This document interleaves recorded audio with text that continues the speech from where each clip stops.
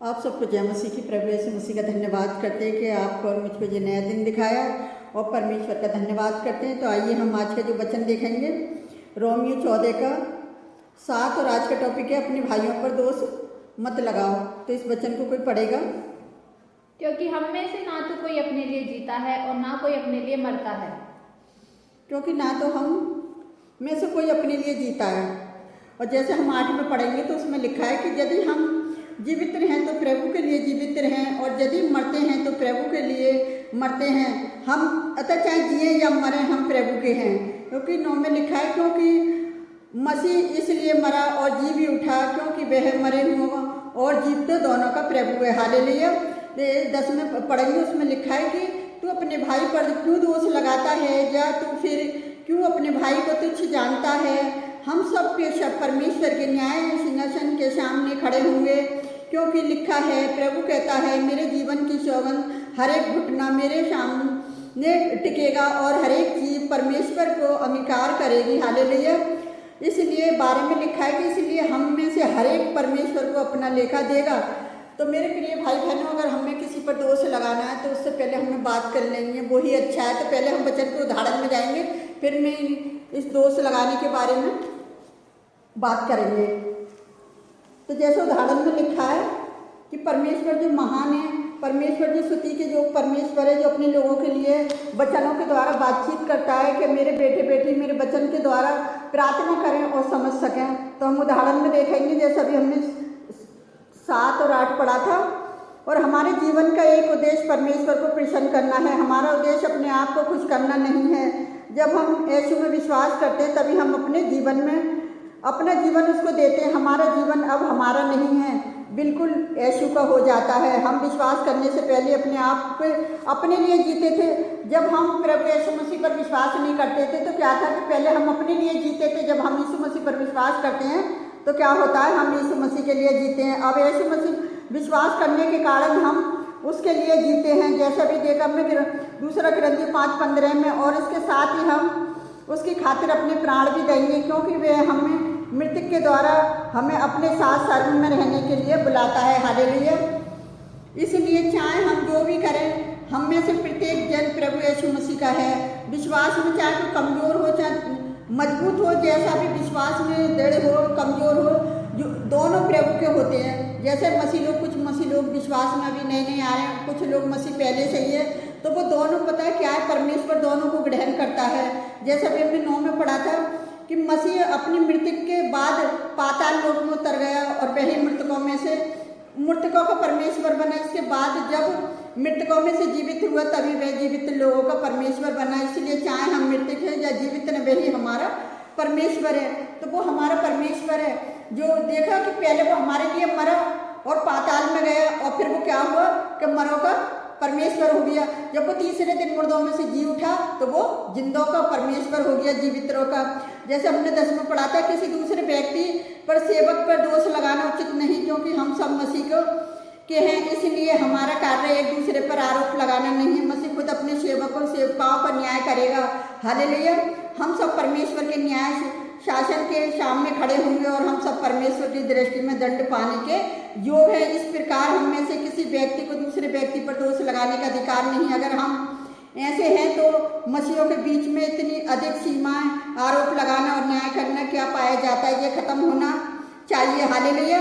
आजकल लोग बात को खत्म नहीं करते, बात को आगे बढ़ाते हैं। तो ऐसे लोग मसीह में विश्वास नहीं करते, बड़े बड़े प्रचार करते, क्योंकि वचन में लिखा है ना कि लोग प्रभु प्रभु चिल्लाते हैं और पर क्या होता है, दूसरों पर भी दोष लगाते रहते हैं। तो मैं ऐसे ही जैसा भी हमने वचन में पढ़ा कि अपने भाइयों पर दोष मत लगाओ, क्योंकि प्रभु अपने सेवकों का सेवकाओं का पता है खुद लेखा लेगा। क्योंकि परमेश्वर लेखा लेने वाला है, तो हम अपने भाइयों पर क्यों सब समाचार सुनाने वालों पर दोष लगाएं।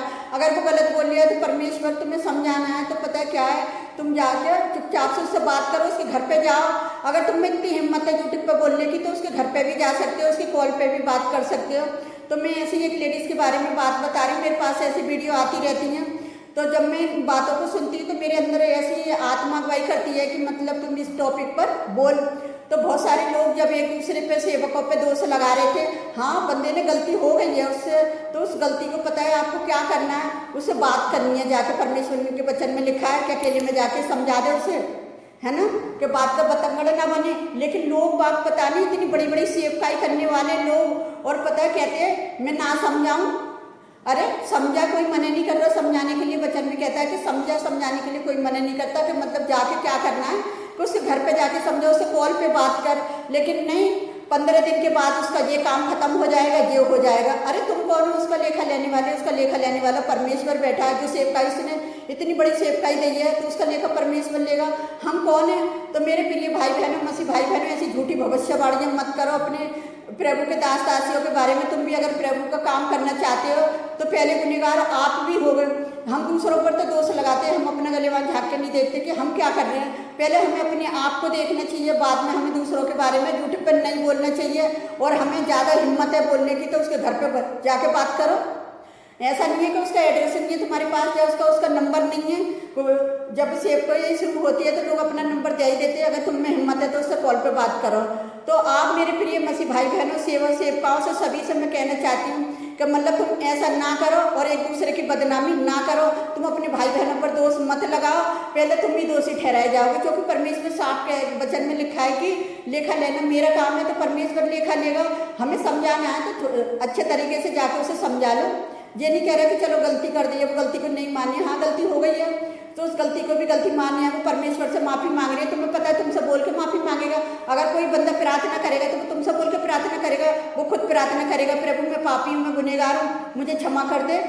तो ऐसा कुछ भी नहीं है कि मतलब तुम ही ज़्यादा समझदार हो। तुमसे ज़्यादा समझदार लोग यूट्यूब पे बैठे हैं, वो कभी नहीं चाहते कि एक दूसरे की बदनामी करें। जब मैं कमेंटों पे लोगों की सुननी, अरे भाई बंद करो, लड़ाई को छोड़ो, ज़्यादा मत बढ़ाओ। और फिर मैंने प्रार्थना करी और सब लोगों ने मिलकर, जाने कितने मसीह भाई बहन हैं जो समझदार है, उन्होंने प्रार्थना करी होगी कि प्रभु दोनों दासों के बीच में से इस कलेश को दूर कर दे, जो होना सा हो गया।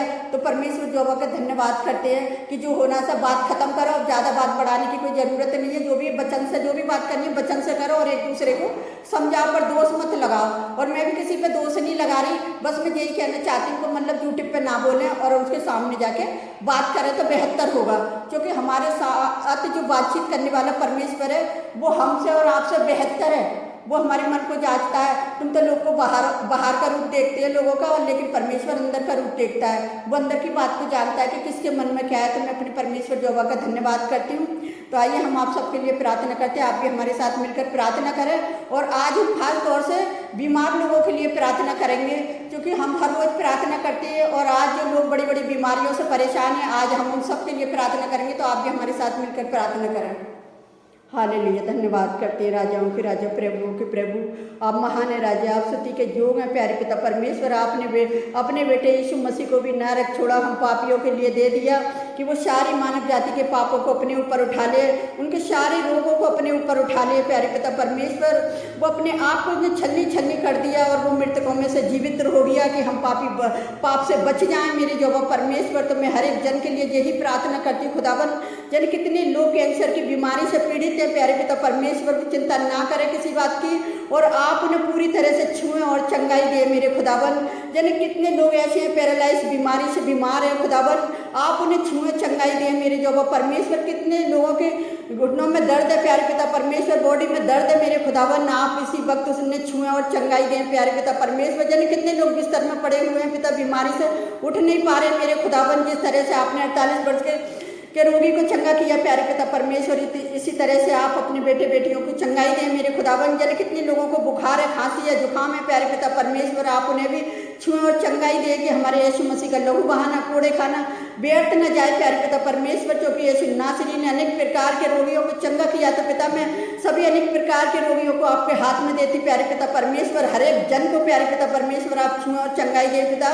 आपने मसीहों के लिए ही प्यारे पिता परमेश्वर अपने आप को कुर्बान नहीं किया मेरे खुदावन यीशु। मैं आपसे विनती करती हूँ, हर एक मानव जाति के लोगों के लिए अपने आप को कुर्बान किया कि उनके पाप शराब, उनकी बीमारियों को हम अपने ऊपर उठा लें प्यारे पिता परमेश्वर। तो आपने सबका बोझ अपने ऊपर उठा लिया मेरे खुदावन कि सब लोग बचाए जा सके मेरे पिता परमेश्वर। में देश विदेश के अपने हिंदुस्तान के सारे मसीह लोगों को और जो सारे लोग विश्वास करते हैं पिता, उन सबको भी आपके हाथ में देते हो। जो ना विश्वास करते हैं प्यारे पिता परमेश्वर, जो ना आपको मानते हैं प्यारे पिता परमेश्वर, मैं उन सबको भी आपके हाथ में देती हूँ प्यारे पिता परमेश्वर। जिन्होंने संसार के में रहकर संसार के ईश्वरों को मान लिया है खुदावन, मैं उन लोगों के लिए भी प्रार्थना करती हूँ प्यारे पिता परमेश्वर, आप जीवित पिता हैं खुदावन, अपने जीवित लोगों के लिए जीवन में काम करें खुदावन, क्योंकि आप तो जीवित और मृतों के दोनों के परमेश्वर है मेरे खुदावन। अपने बेटे बेटियों पर दया और रहम करना मेरे खुदावन, कि हमारी प्रार्थना करना व्यर्थ न जाए, एक आशीष बन जाए मेरे खुदावन। मैं आपसे विनती करती हूँ जितने लोग हमें लाइक कमेंट सब्सक्राइब करते हैं प्यारे पिता परमेश्वर, जो हमारी वीडियो से बने हुए हैं, जो हमारी प्रार्थनाओं को सुनते हैं खुदावन, वो आपके वचनों को सुनते हैं पिता, आप उन्हें चंगाई देते हैं, आप उनकी परेशानियों से आज़ाद करते हैं मेरे खुदावन। हमें विश्वास है पिताजी, हम कुछ नहीं कर सकते, आप सब कुछ कर सकते हैं खुदावन, क्योंकि मनुष्य से कुछ नहीं हो सकता, परमेश्वर से सब कुछ हो सकता है मेरे खुदावन। तो आप अपने बेटे बेटियों को आज ही ब्लेस करना और उन्हें सारी बीमारी से, परेशानी से छुटकारा देना खुदावन, कि आपके नाम को महिमा और आदर दे सके प्यारे पिता परमेश्वर, कि आज हमारी प्रार्थना व्यर्थ न जाए, एक आशीष बन जाए पिता। और जितने लोग आपके वचनों को ग्रहण कर रहे हैं हालेलुया आमीन बोलते हैं पिताजी, आप उनके जीवन में भी कार्य करें, उनकी भी समस्याओं को आप दूर करें पिताजी। जब वो किसी भी बीमारी से पीड़ित है तो पिता आप उन्हें छूना और चंगाई देना मेरे खुदावन, कि मेरे यीशु मसीह का लहू बहाना, कूड़े खाना, छली छली हो जाना पिताजी, पसली में भाला छेदना व्यर्थ न जाए, कांटों का ताज बुनना व्यर्थ न जाए पिता, और तीसरे दिन मुर्दों में से जीवित रहना भी के लिए व्यर्थ न जाए मेरे खुदावन, क्योंकि वो जीवित रहो का परमेश्वर है मेरे खुदावन। जितने लोग मसीह में जीवित रहे वो यीशु मसीह में जीवित रहे, और वो यीशु मसीह के लोगों के लिए प्रार्थना करते हैं पिताजी, एक दूसरे के लिए प्रार्थना करते हैं। तो खुदावन आप सबकी प्रार्थनाओं को सुनना और कबूल करना खुदावन। और हम आपसे क्या मांगे मेरे प्रभु परमेश्वर पिता, आपने हमारी प्रार्थना को सुना और कबूल किया, हमारी प्रार्थना का हाँ में जवाब दिया है पिता। जितने लोग प्रार्थना करते हैं उन सबकी प्रार्थना का हाँ में जवाब दिया, उस बड़ी दया के लिए धन्यवाद करते हैं खुदावन। हम सारा आदर महिमा आपको देते हैं, जो भी मांगते हैं इसी नासरी के नाम पर आमीन। प्रभु आप सबको बहुत ऐसा आशीष दे।